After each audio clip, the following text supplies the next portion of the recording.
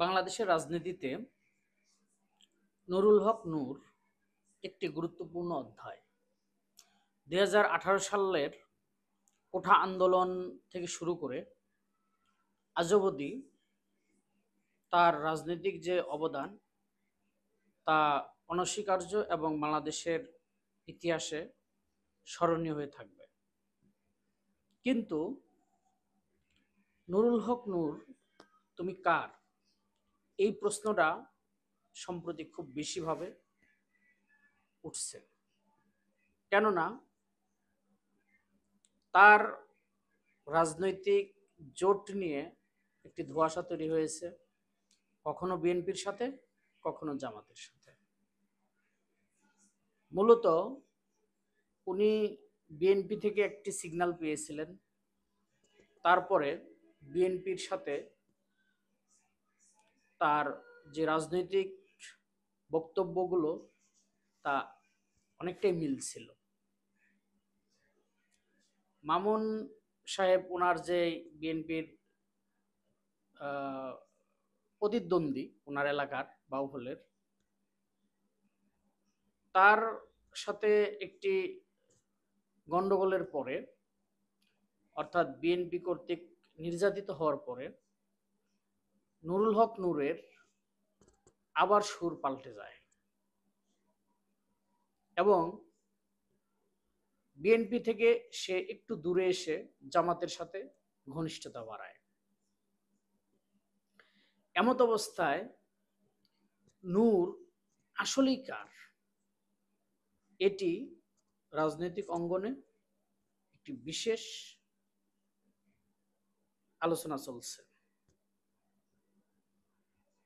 নুরুল হক নূর নির্বাচনের তাগিদ দিচ্ছিলেন, আজকে আবার উনি সুর পাল্টে যে কোনো মূল্যে সংস্কার এবং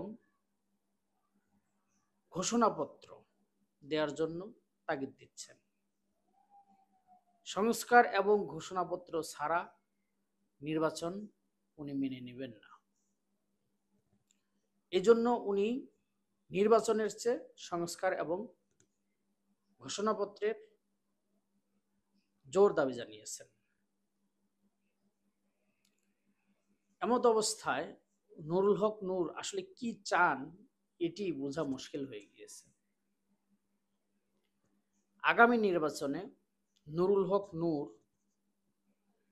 নির্বাচনে একটি বড় ফ্যাক্টরও বটে, কারণ সারা দেশেই তার একটি ভোট ব্যাংক তৈরি হয়ে গেছে, যদিও খুব বেশি নয়, তারপরও তার প্রতি ভালোবাসা মানুষের আছে।